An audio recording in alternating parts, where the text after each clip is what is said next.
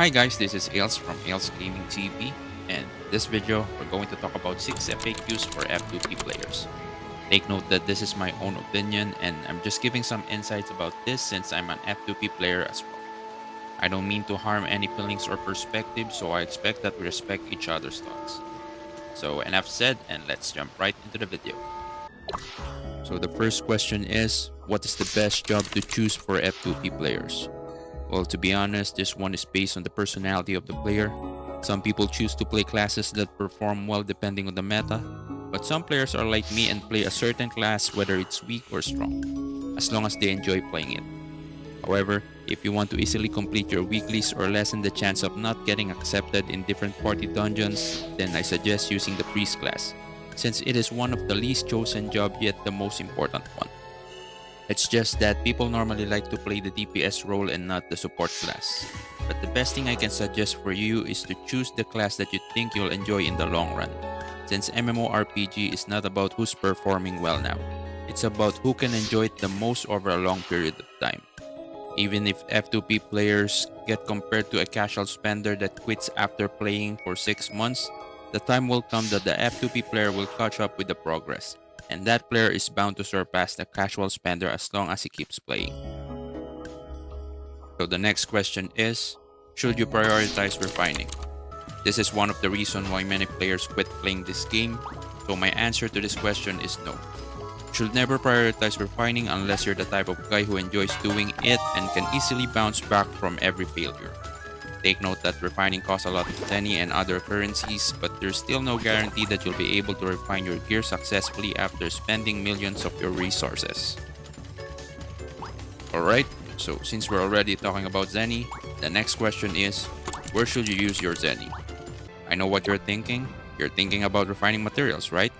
But no, never use your hard-earned zeni to refinement materials.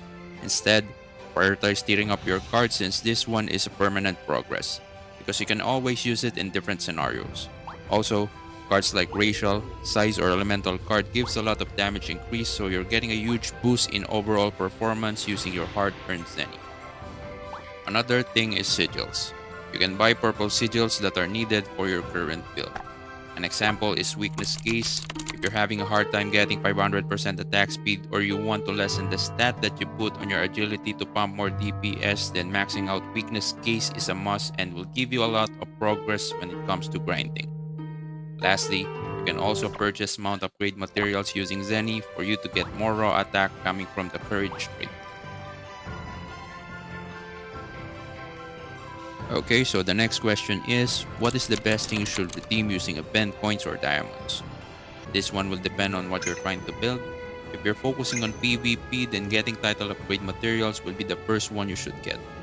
But if you're the type of player who only participates in PvE contents, then you can skip the titles and go straight to getting event raw tickets, limited event cards and gacha deposits, feather boxes, statue and medal materials, and gacha tickets for more gacha redeem points.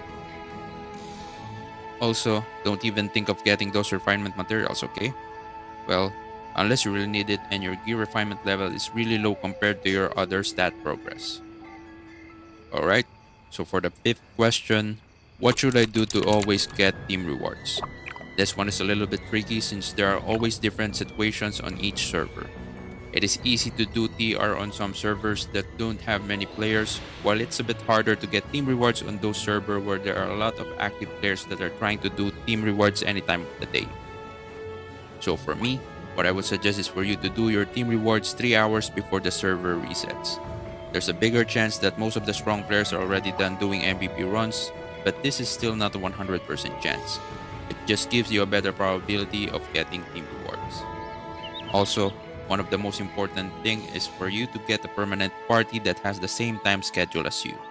This will help you adjust your roles to get better scores in MVP runs. And it's much better since you will not need to wait for players to join your party and just consecutively try to get team rewards every time the MVP spawns. Okay, so for the last and probably most controversial question for F2P players, is it really not advisable for F2P to play DPS classes in PvP? There are some people who say it's stupid to play DPS class as an F2P, and there are also some who say it is possible as long as you know what you're doing. Well, be honest, both mindsets are correct if you're seeing the game from the same point of view as them. But for me, I will not choose between those two because it is not stupid to play DPS in PvP, since the only time you'll not be effective is when you're trying to fight a whale or a player that is actually out of your league. And there are only small numbers of whales in this game compared to F2P players. So there's a low chance of you encountering one unless you're in the top tier guilds on your server or you've already reached the rank of the whales in PvP events. I also disagree that the only way for you to play DPS classes for PvP is by knowing what you're doing. It's just that you can't say that someone doesn't know what they're doing just because of their progress. I just want to remind everyone that this game is all about RNG. Just like in real life, once you compare two equally smart and hardworking people, you'll notice that one of them will have a better progress because of this thing we call luck.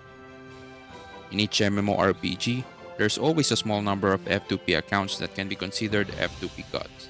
They are the players who are extremely hardworking and extremely lucky at the same time in every part of the game.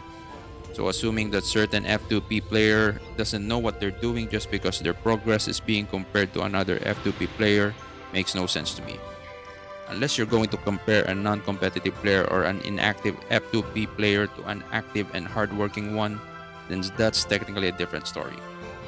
So my suggestion for this topic is just to do what you want to do. If you want to play PvP, then just do it. No one should say what you should do and what you shouldn't do. You can always watch other people's insight, but be sure to absorb only the thing that will benefit you. The only way to confirm that you're effective in this game is once you feel that you're enjoying every part of it. We're all playing this game to enjoy or escape reality, so don't play classes that you really don't like just because they are the most efficient ones to choose. We're already doing things like that in our real world, so try to do something different in the world we choose to live. Okay? Alright, so off topic, I just want to take this opportunity to share with my viewers the reason why I can create a PvP guide right away for my fellow stalkers. It's actually because my account is purely for PvE.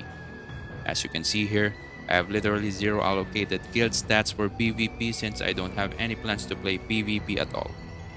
The reason behind this is that I find this game not suitable for my playstyle when it comes to PvP, since I prefer MMORPGs where you can't whale the defense stats. It's fine with me if most of the whales can one-shot an entire city as long as they can't whale their defense. Because for me, once you can make a god bleed, then that specific god is killable. Another thing is that I've had my fair share of PvP journeys in the previous Ragnarok franchise that I've played. And I don't see that doing PvP here in Ragnarok Origin will give me that much of enjoyment, like when I was playing PvP in Ragnarok Eternal Love. By the way, what I mean by having my fair share when it comes to PvP is that I spend most of my time in Rome doing Wolf Arena, War of Imperium, and 6v6 event. I'm using the name Lynx back when I was in Rome, and I'm a low spender SP Stellar Hunter. The PvP I experienced there was quite fun since my brother and I were actually able to play with most of the whales. Whales which are actually the same whales here in Ragnarok Origin.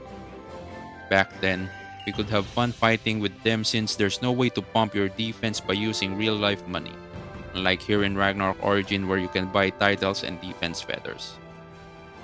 So I really do apologize for my viewers who are requesting a PvP guide. It might take a bit of time for me before I can create one for you guys, but I'll ask my brother's help for me to release a PvP video in the near future. So that's it. I hope this video answers some of your questions for F2P players. You can comment down below if you think I missed some information about our discussion, or if you have any suggestions for what we should tackle next. Also, always remember to play this game at your own pace, never get burnout, and always have fun. Till next time, peace!